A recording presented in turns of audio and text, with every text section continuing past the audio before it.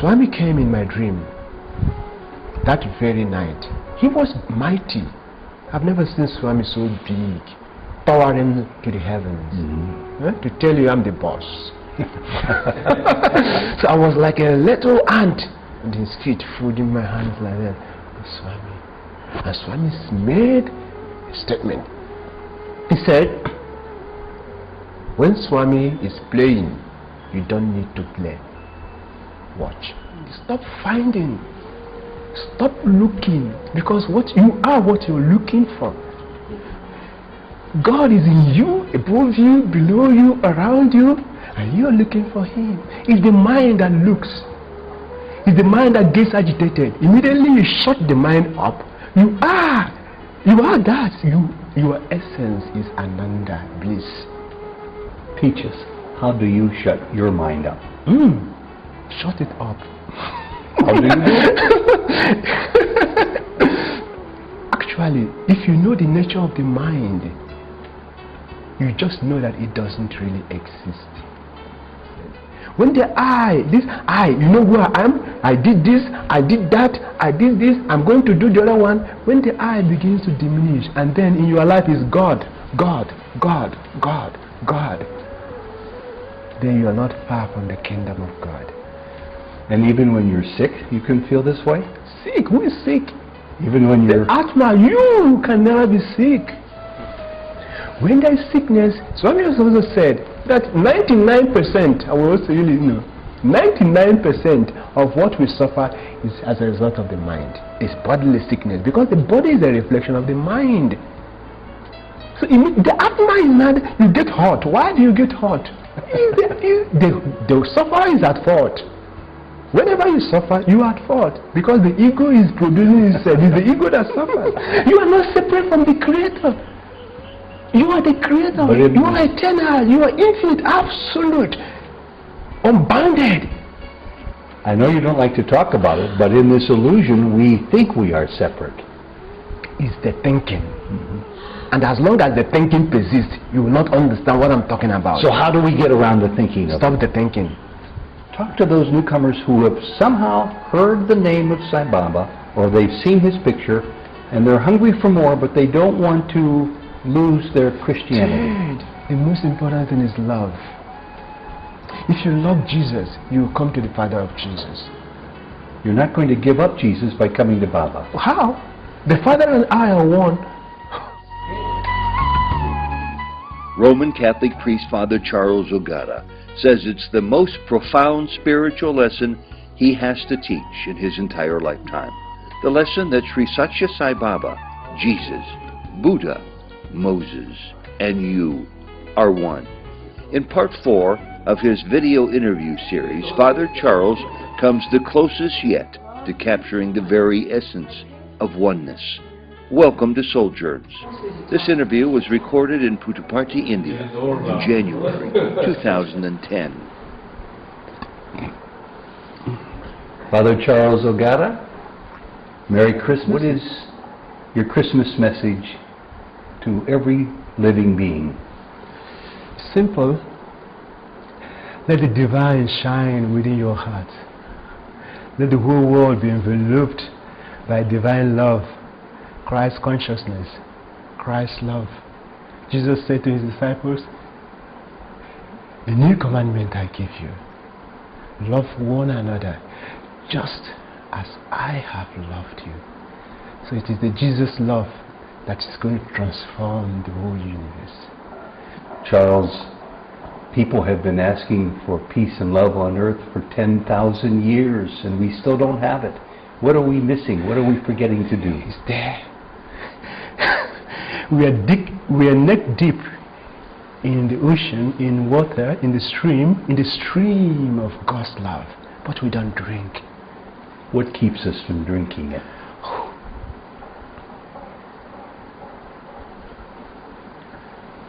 Ignorance, illusion, Maya, lack of discrimination.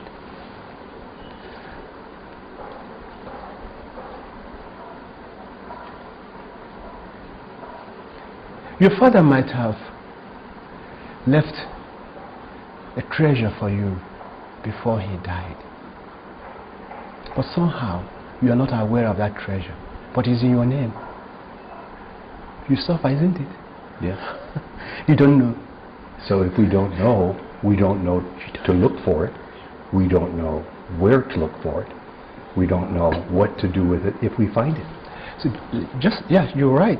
Jesus said, ask and you shall receive. Knock and the door shall be opened to you. Seek and you shall find. But the important question is, ask what? Knock where? Where are you knocking? So we must ask. You must ask. You must ask. And do we ask with our words or with our heart? You ask with your being. Who am I? The greatest question. When you find the solution to that question, everything is resolved. Who are you? Who am I? Who are you? Who are you? That question has no answer. Who am I? It has no answer. Any answer you give is false, because the reality, your mystery, cannot be explained. It can only be experienced in the silence of yourself. That's why the quintessence of the whole scriptures is written in the Bible, just one verse of the Bible. Be still and know that I am God. So what are we missing? So many people I know ask for God's help. They practice being still. They learn meditation, and they still can't find that spot, that place you speak of. There might be three problems there. One is when you are asking, but you are asking for the wrong thing. You must ask for the right thing. I'll tell you a little story. It's about our beloved Swami. This happened, I think it was in Mumbai. They were walking and they wanted to dig a borehole. And when Swami came around, they asked Swami, Swami, should we dig the borehole here? Swami said, yes. And then they started digging, deep. They didn't find water. So they were rather scandalized and dejected. Swami told them to dig and there's no water. So Swami came around again and they said, Swami, please, we've been digging, there's no water there. You're blessed that we dig. You know what Swami said? He said, but you asked whether you should dig. And I said, you dig. Then with folded hands they asked Swami, Swami, where should we dig? And Swami said, dig there. Now within it didn't take long, water everywhere. Important, ask what? Okay, so that works when you're looking to find water. What about when you're looking to find stillness? Yeah. How do you find it? It's so hard. You don't find. Stop finding. Stop looking. Because what you are, what you're looking for. God is in you, above you, below you, around you, and you're looking for Him. It's the mind that looks. It's the mind that gets agitated. Immediately you shut the mind up. You are that. You be that. You don't find it, as if to say, there was a time where it was not there. It's always you. Your essence is Ananda, bliss. Teach us, how do you shut your mind up? Shut it up. How do you do it? Actually, if you know the nature of the mind, you just know that it doesn't really exist. And all of this stuff that's generating... It's very hard for those who have not tested the spirit to agree with this, that the mind is a reflection, an image, okay? A reflection of a substance, of yourself. the mind is projecting you as images of yourself, and then you think that the image is real. No matter how you play with a doll lion, it will not give you the same experience as when you are playing with a live lion. That's the difference. And how do you shut the mind up? Be still. There's nothing easier than that. Just be. We are celebrating Christmas in the ashram of Bhagavan Sri Satya Sai Baba. Yeah. To somebody looking on from the outside, does that make sense? Is the world in its proper order to be celebrating Christmas, Christ Mass in Prashanti? That question is rather strange. Satya Sai Baba is the father of Jesus. So why wouldn't you celebrate the birthday of his son in his ashram? Yeah? People hearing that for the first time, Father, might say what? Yeah, it's mind-boggling, but it is the truth. Jesus always talks about his father, my father. Such intimate, close relationship with the father. And he calls the father Abba Father. You know? And Swami in 1972 made a mind-boggling declaration before the mammoth crowd gathered for Christmas. And he said, there is a secret which I just must have to reveal to you today. You know what that secret is? He said, before Jesus, when Jesus was merging in the principle of divinity, he revealed a truth to his disciples. And what was that truth? He said, the one who sent me will come among you. He said that, and he pointed to a lamb. Mark the significance of lamb. Jesus, the Lamb of God, is such a significant symbolism in Christianity. So he pointed to a lamb, and the lamb means Baba. He says he is going to wear a robe dipped in red, and he's going to be short, and he's going to have a crown on his head. Jesus made these revelations, but Swami said that due to commentaries and heaps of writings, it has been distorted. But if you go to the Revelations of St. John, the last book of the Bible, chapter 19, you discover the exact description of what Sai Baba said about Jesus, saying, he said, his name will be Truth. The Lamb of God. Truth is Satya. There's going to be a crown on his head. So sorry. Big crown. You know, he said, an army of heavenly troops are going to be dressed in white following him.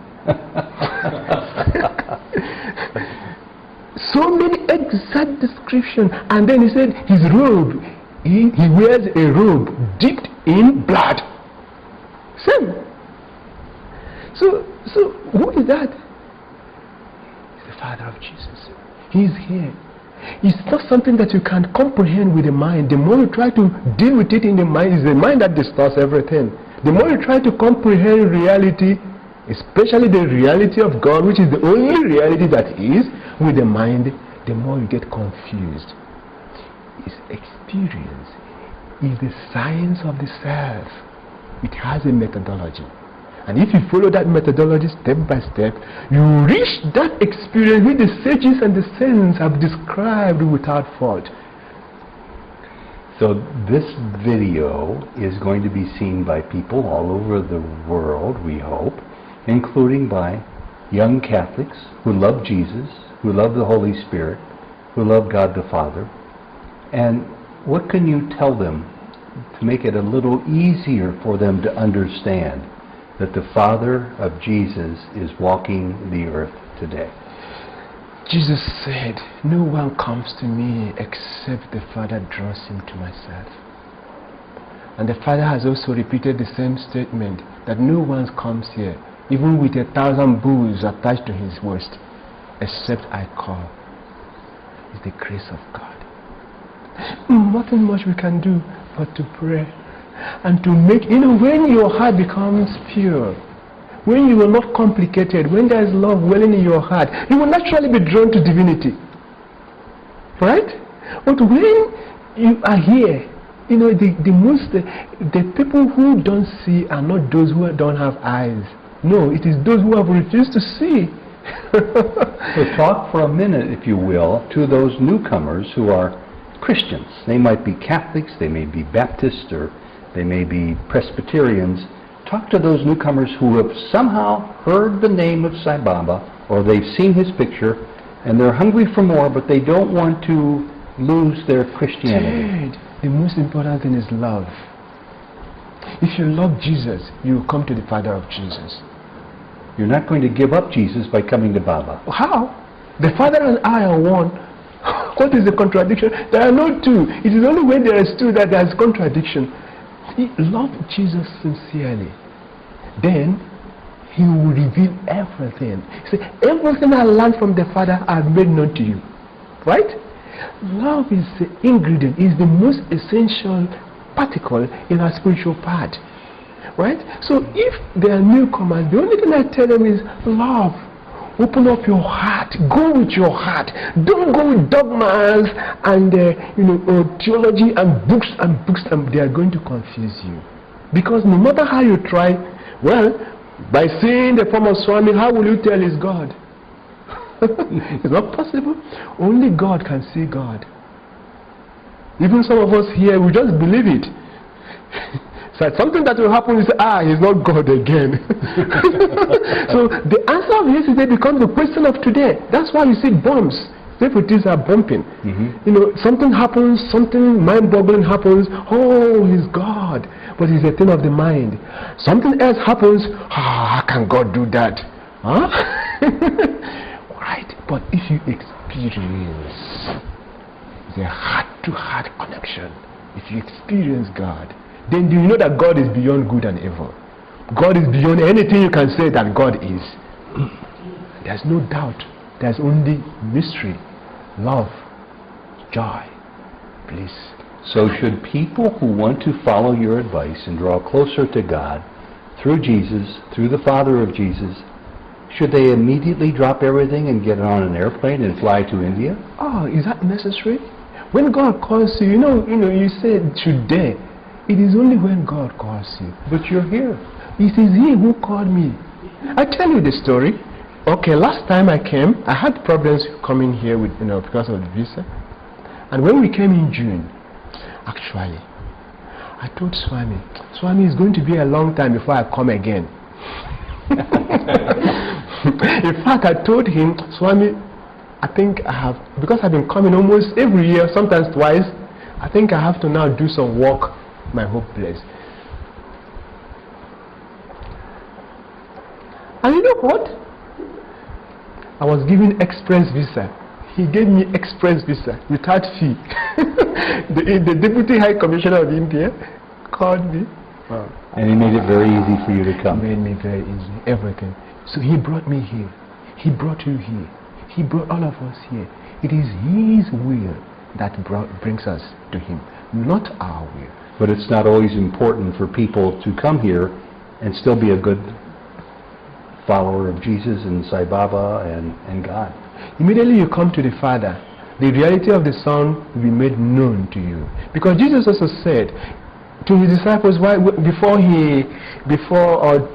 towards the end of His life, He told His disciples, I have so many things to tell you, but you can't bear them all now. The Spirit of truth is going to come. And when He comes, He's going to lead you to the complete truth. Spirit of truth again. Who is that Spirit of truth? Satya. He's come. What's this world going to look like in 11 or 12 years when, if what he says is true, his Sai Baba, his form goes away? Don't say that? He says it. He says he's going to live till 96. Okay. So beyond 96, what will people do? One thing I must tell you first is, you can never understand what God says. What if He lives today? Then you say, He said He's going to live in 96. The mind again. a lot of things Swami does to prevent us from a stereotype. This mind wants, a way of thinking. So, but the most important thing is that his mission cannot fail. Is already there. The love that he is igniting in our hearts is mightier than the atomic force, than the force that keeps the galaxies revolving around the universe. When that love begins to expand, that's the golden age. That's the age of love, where brother does not need to say to brother, love your brother. Because love is you become a natural connection. It's there already. I saw you celebrate the Catholic Mass in Prashanti Nilayam at Christmas time 3 years ago. You seemed to reach an altered state. You seemed to go beyond your body. You seemed to be in bliss. You're going to be celebrating Mass here again in Sai Baba's ashram. Tell us about that experience for you. Is the union of the Father and the Son.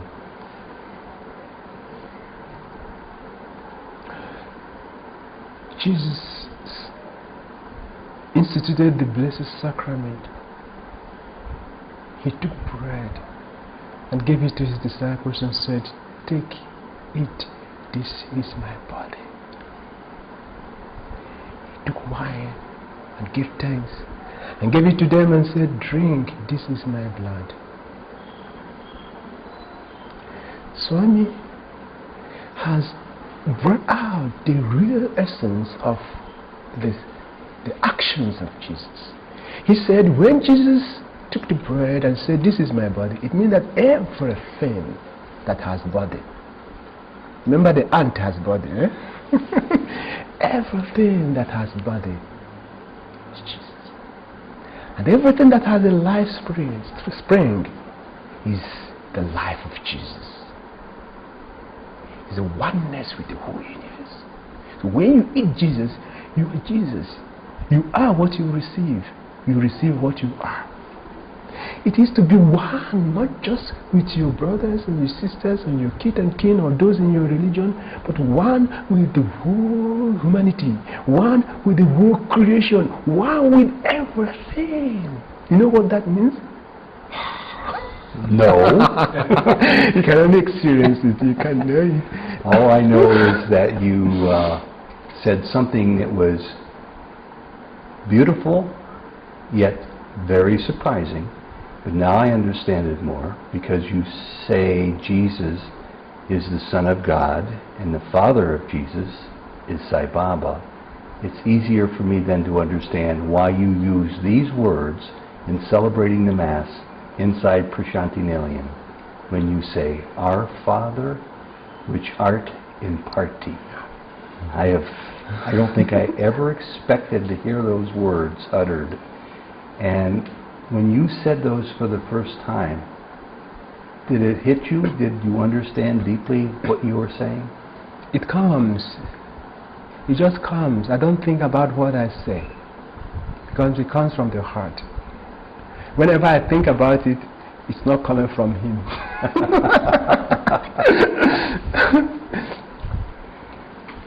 And how happy do you believe Sai Baba is that you're able to do your Christian puja here in the land of India?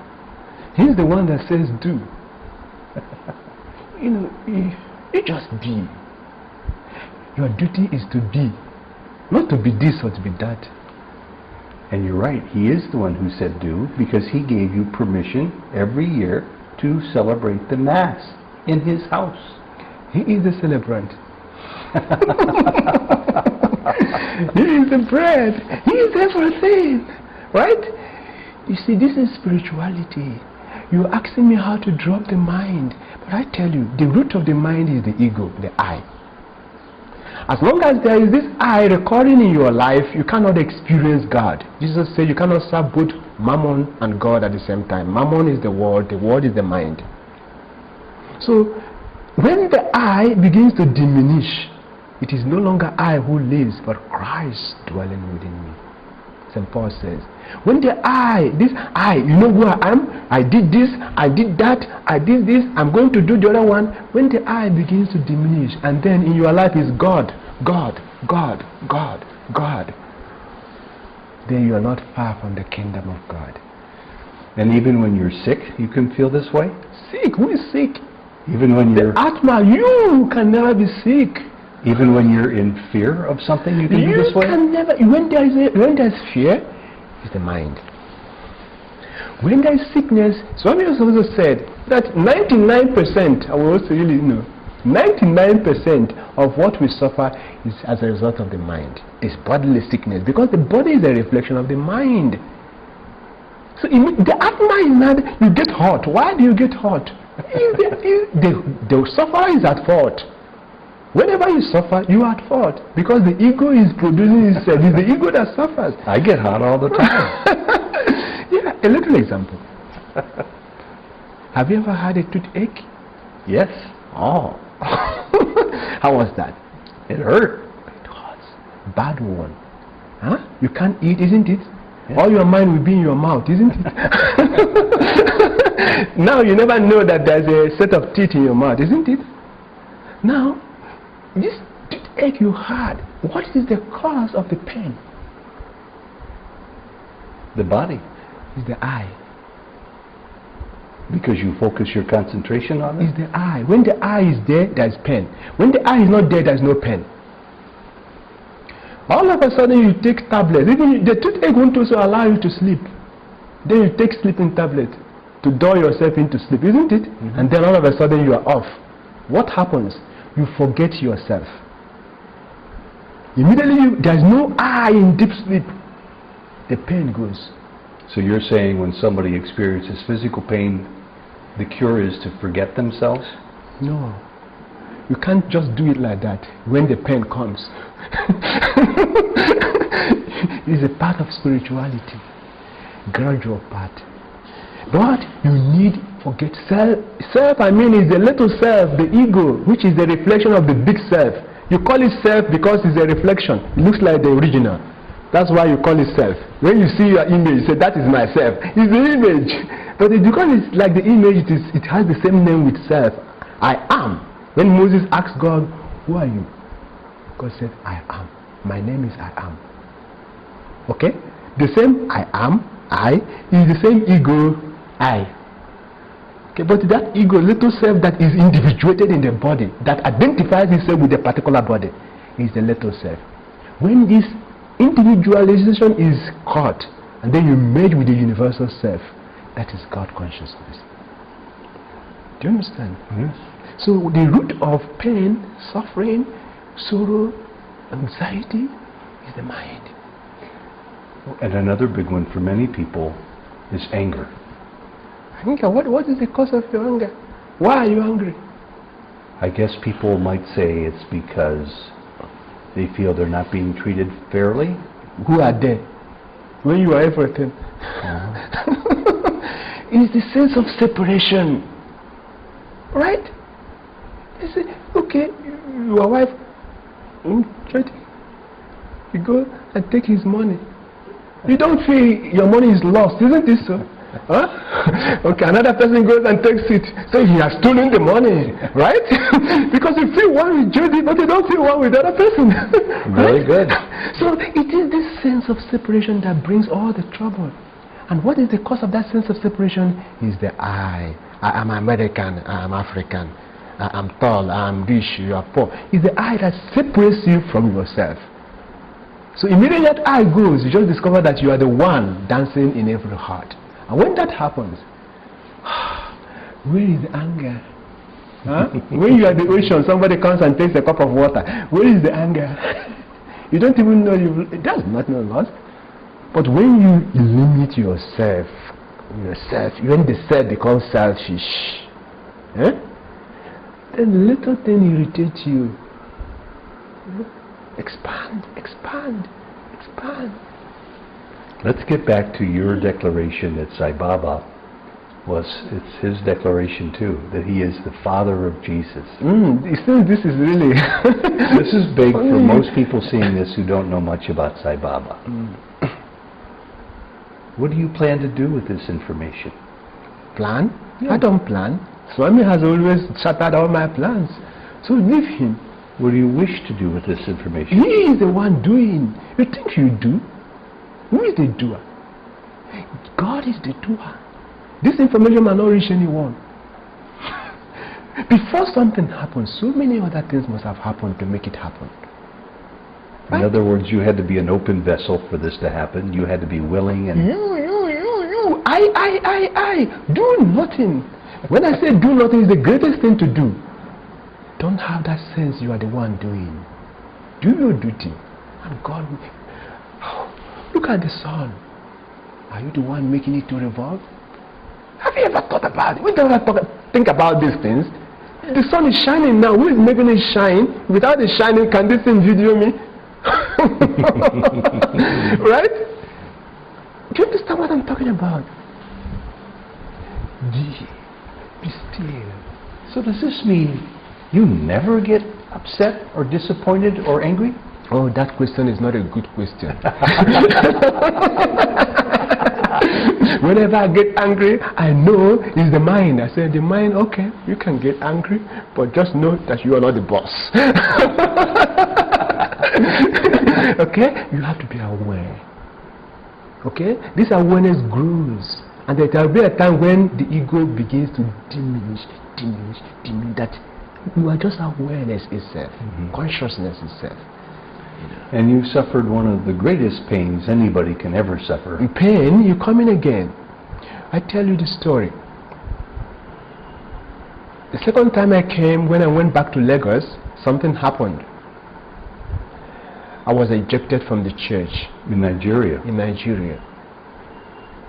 It's a long story which I don't want to say here, but one thing happened.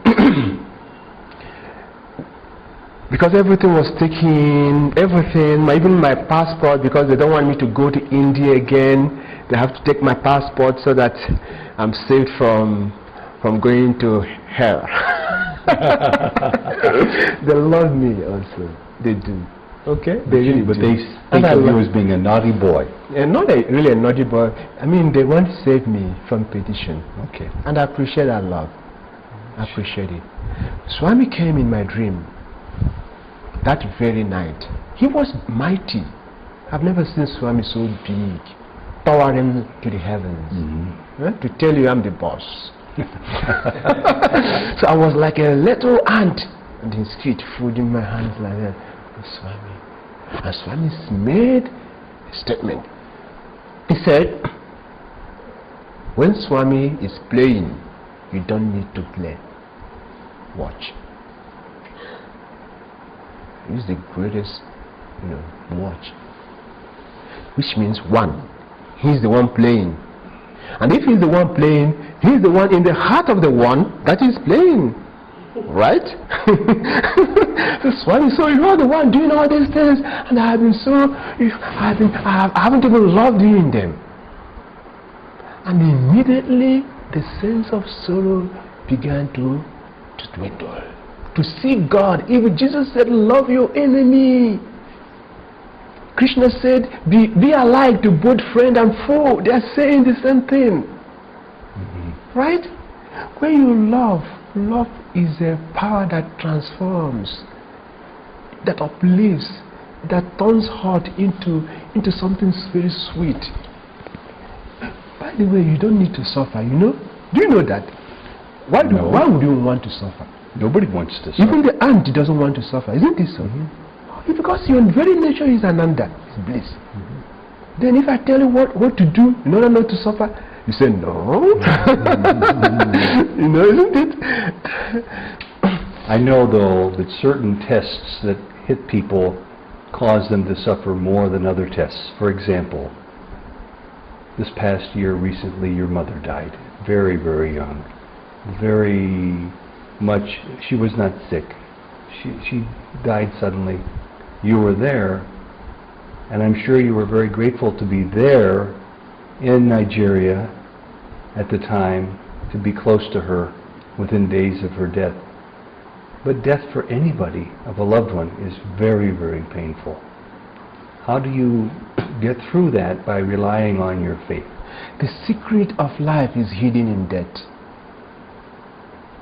Explain. Does it need explanation?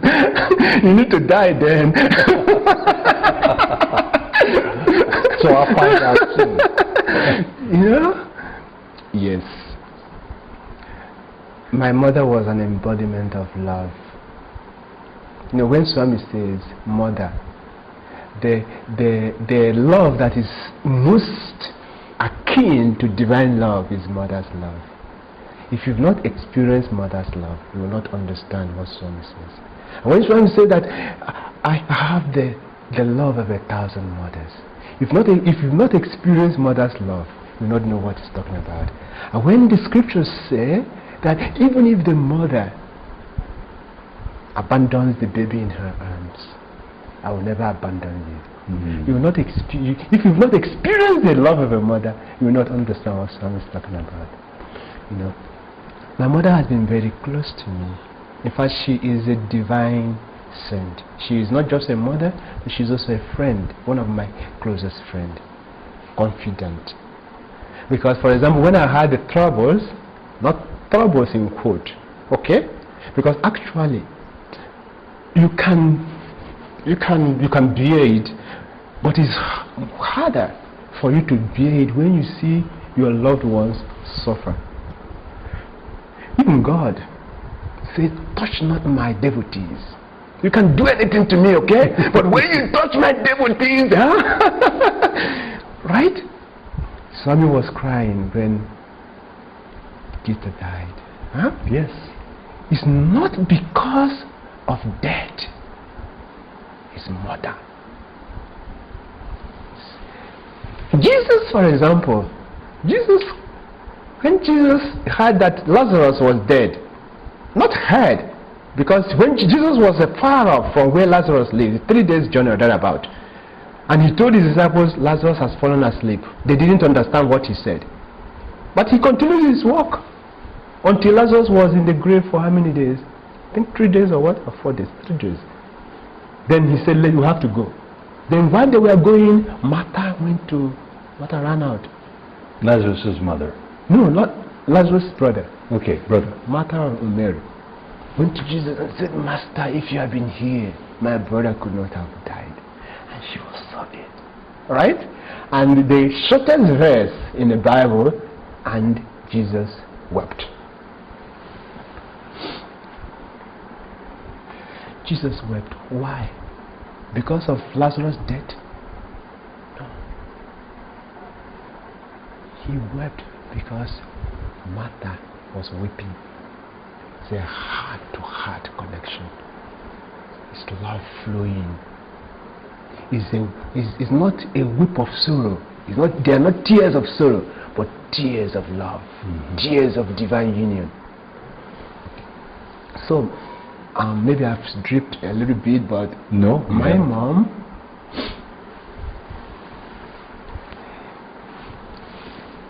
the omniscient Swami, I was here and I wanted to stay here longer, but Swami would not want. For the first time, I came here with 1 month visa. They just gave me 1 month. They have been giving me 6 months, multiple visa, but that year I came with 1 month. And when it was 1 month, I wanted to renew.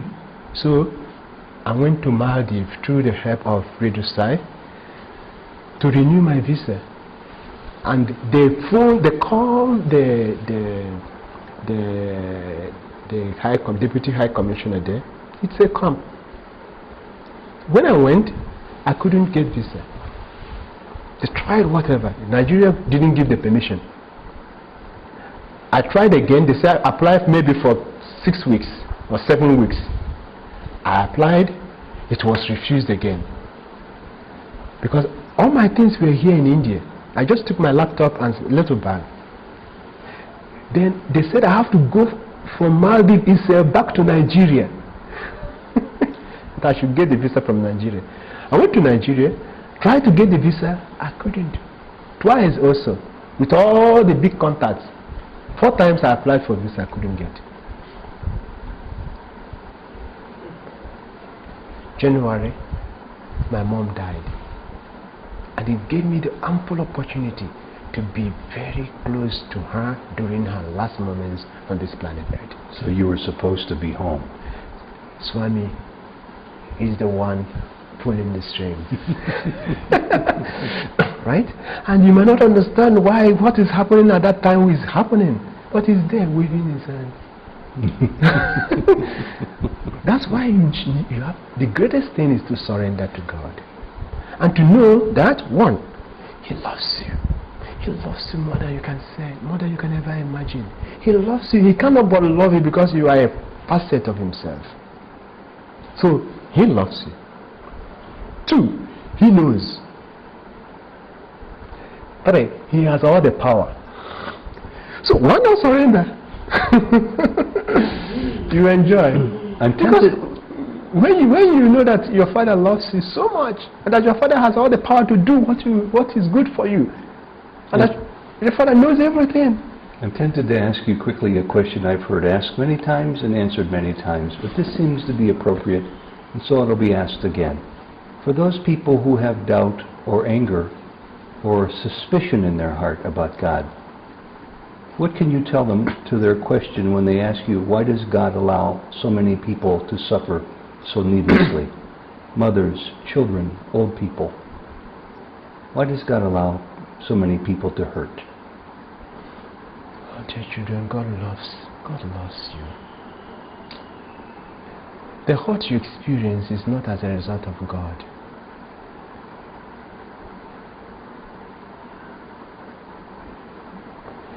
It's not as a result of God. Jesus said, for example, I'm there knocking, I'm there waiting, knocking at your heart, patiently knocking, because God can't force you. It's His integrity. He's knocking, asking to open your heart. Come to me, all you who are heavy laden and burdened. I will give you rest. I will give you peace. Come, come, come. So when we suffer, normally what happens is that when we suffer, we try to do like Adam and Eve. It's in our nature. We point hands. It is Eve, it is the woman you gave me that is the cause. Then when God asked the woman says it is the snake. Then if God has asked the snake will say it is, the mind is always leading us away from the source of our solutions. But if we shut off, from saying it is this person causing my suffering, it is the other person causing my, and go into ourselves, all the sufferings will disappear. Not only will you heal yourself, you will heal everyone. Do you understand? Because I tell you, some people are under the burden of guilt, under the burden of suppression, castigation, rejection. But whatever you reject comes back double. Whatever you suppress bumps out into, for example, you suppress some, you've not gone to the ball for 4 days, you're suppressing it. What will happen? It's more dangerous on the spiritual part. You're suppressing urine. What will happen to your bladder? Dangerous. You need to eliminate that, and then the earth will recycle it into principle of life again. Yeah, and then you eat it again. Do you understand what I'm talking about? Let me just,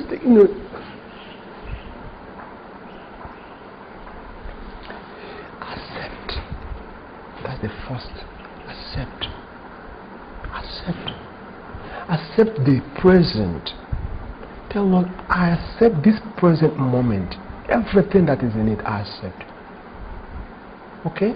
From there, transformation will begin. From there, surrender. From there, you will not remember pain again. Because when you surrender to God, God will now carry you. God will take away everything. I've asked this question about this subject many times also, and I get many answers, and I'm very curious to learn yours, Father Charles. When you learn mine, You get many answers. Okay, to receive you, to hear the truth. Do we have free will, or does Baba pull all the strings?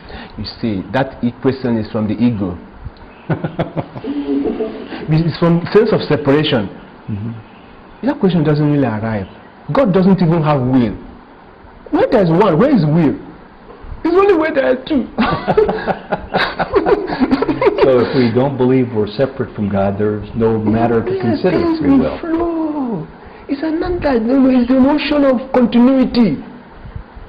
Do you understand it? Yes. It's the ocean, there's no beginning, there's no end, there's no middle, there's no top, no bottom. You're just living, you're just being. Okay? I understand one of the most difficult issues for me to wrap my arms around is Maya, illusion, separation. It's very hard for me. Sometimes I think I understand it a little bit, but other times I get more and more confused, and I believe many people do too. So, when Baba says this is a dream, this is Maya, when other sages and saints talk about all of life being an illusion, that we're waiting to awaken to our God self, that none of this is real, do you just accept it? Do you try to learn it little by little? Or do you reject it as many people do? You want to bring me to your state, and I refuse. You refuse to come here.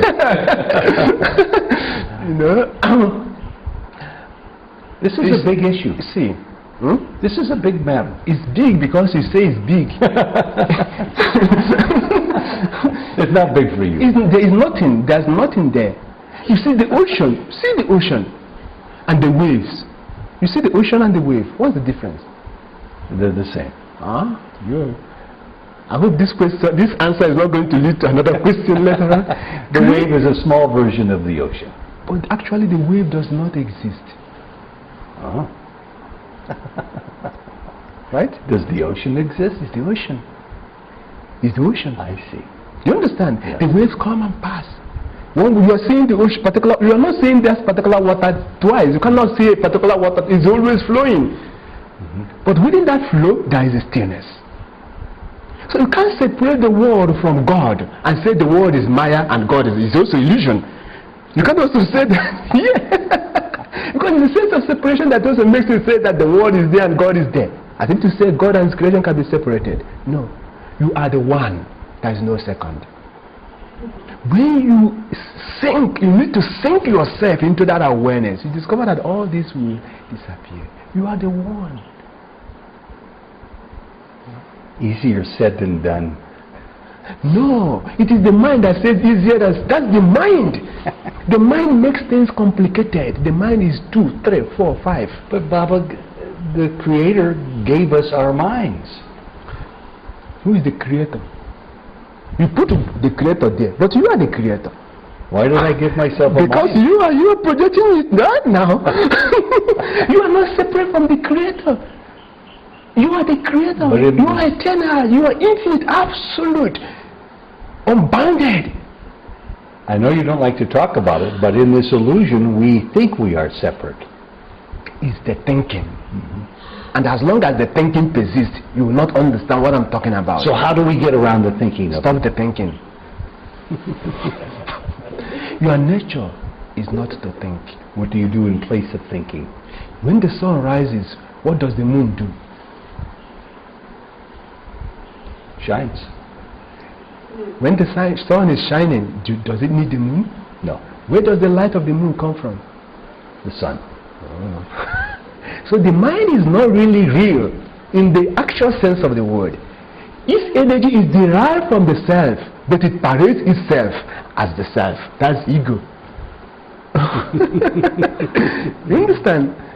Yes, I'm trying to understand. You don't understand. The mind, you must relinquish the imperative to understand. Like a lot of people, I intellectually understand it. I want to know it. But in my heart yet, it's still a foreign concept. Sink the head into the heart. Sink it. Live here. And here is I. Where do you point? I. Isn't it so? Where is this? It's the heart. When that I is in the heart, there's no thinking. There's being. There's no becoming. You are. Father Charles, you are a young man. Am I? My body might be young. What would you like to do with the rest of your life as long as this body lives? Another question. I don't know. You have no desires? Dead. You have no agenda, no plans? Let me ask you. You know that tea which I gave to you? Yes. So many things have come together to make it happen. Do you know what it took for them to produce that teacup? Right? Lots of work. Dating back to antiquity. People who have gone to school, done research for that thing to be like that. And all the industries that have to be built for this cup to be produced. And how is it bought? How is this cup here? Do I even know? Without that cup, could you have drank your tea?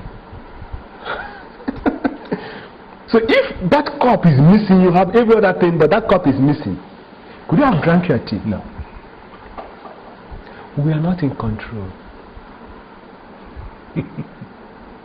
You might say, this is what I want to do, this is what I want to do, this is what I want to do.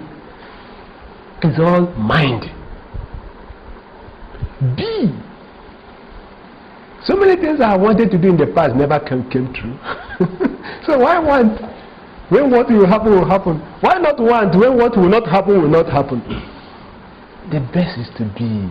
And allow the force that controls the whole universe to direct you, because you are part and parcel of the universe. You are not separate from the universe, and you cannot be separate from that force that controls the universe.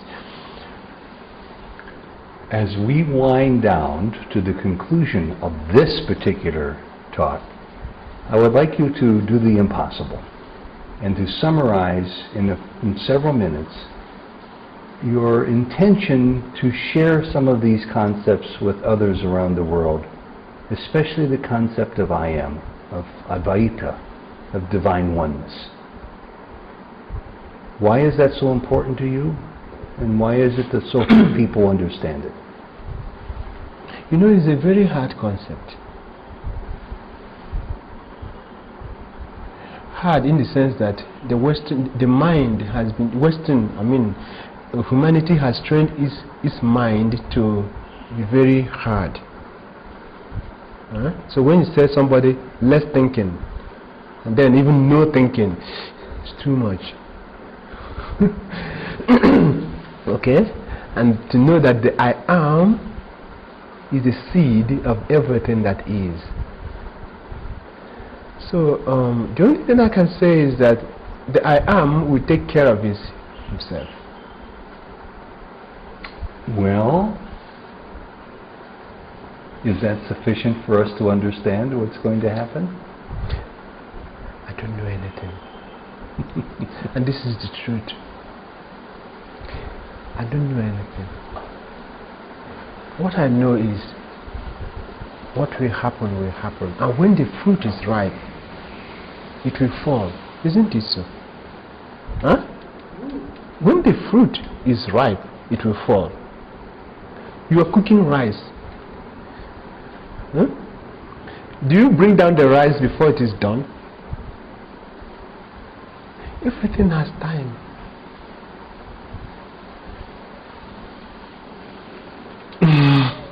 And when it's time for your body to die, where will you go? Dead. Where is the going? Where is the coming? Where will you be? Where? There is no up, there is no down, there is no inside, there is no outside. The I am is everywhere. In fact, everywhere is in the I am. So there is no going for the I am. It does not bother you? Death? Death? Death is not real. It's the mind that dies actually. It's the ego. The ego is not real. This is the same thing we were talking about again. Death is not real. Death is not the opposite of life. Life is you just come in, exit, the wave. Emanating from the womb of silence, merging back in the womb of silence, in the tomb of silence. The last 5 minutes are yours. I will shut my mouth. And you say anything you want or nothing at all. I will not turn off the camera until 5 minutes. The greatest thing in our lives is love.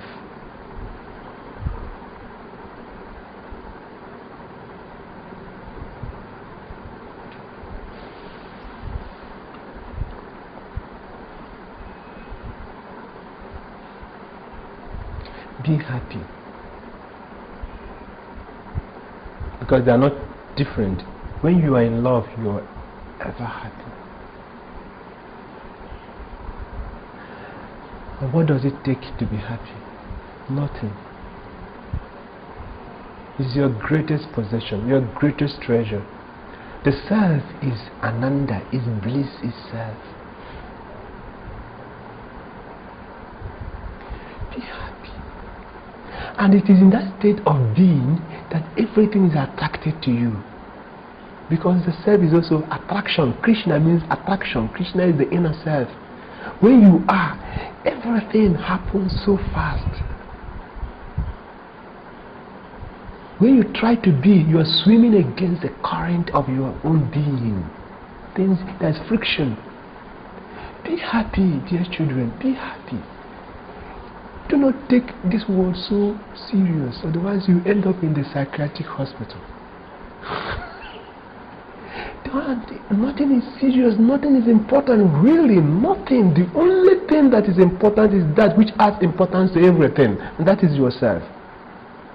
You say this is important, and then the eye goes to there. Where is the importance of that thing? Man is the measure of all things. And it is what you add, right? Can you give me that your bango? The bango? Okay, you love this, you cherish it so much. It's so important to you. But is you have put importance on it.